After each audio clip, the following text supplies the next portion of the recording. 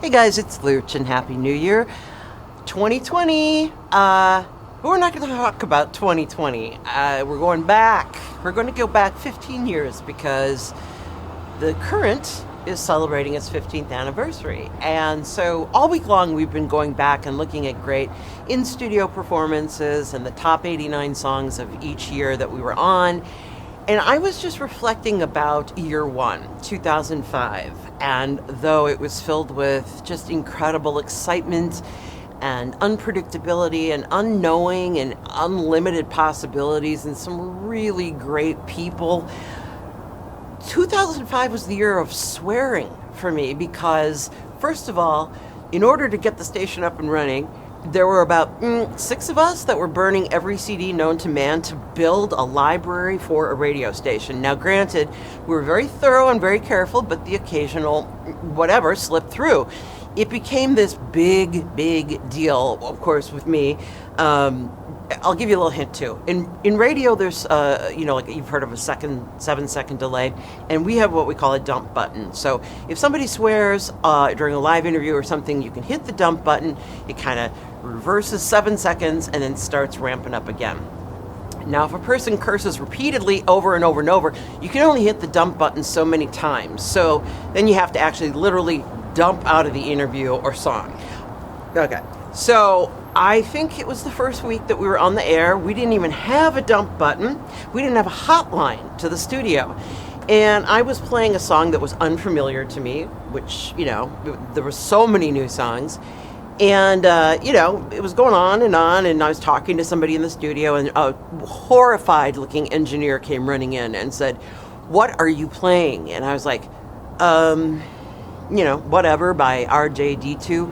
Well, turns out the song, this was the one that slipped by the goalie that really, really hurt it. And this was right on the heels of the whole Janet Jackson thing. And the FCC was very, very serious about it. So swearing. So we did a lot of live interviews. And there's always the precursor, the talk, like, hey, if it's live radio, please try not to cuss. And, obviously for some people, it's part of the vernacular, and it's going to happen. So we were out there at the Minnesota State Fair for the first time, and it was a big deal because it was the first time we were meeting our audience. We were seeing who they were, and they were seeing who we were. And there were some really great interviews, a lot of great local artists. We had Wayne Coyne, and that was a memorable night because the Flaming Lips played the grandstand that night, and prior to that came and did an interview with me, and he casually ripped an F-bomb, and I think there is an actual picture of my reaction after he did it, but it was so innocent, and it didn't seem like malicious or anything like that. And that was the night of the absolute deluge of rain where it was like, it's a twista. It was crazy. People were diving, taking cover. And then the sun came out. And then Wayne Coyne got up on the stage and started squeegeeing the stage before the audience was even being let in. So that's his work ethic. We also had a guest, Penn Jillette. He's the one who talks.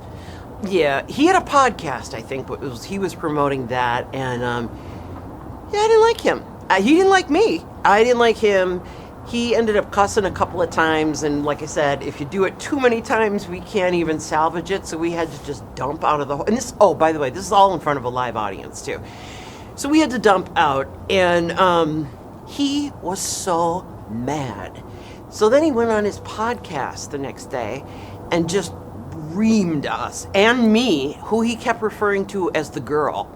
Well, then the girl this and the girl that, and it was just so funny because, again, we've had guests that are probably known for more profanity and have done just absolutely fine. But for me, all the excitement, all the newness, all the what are we going to be? We're going to be this great swearing.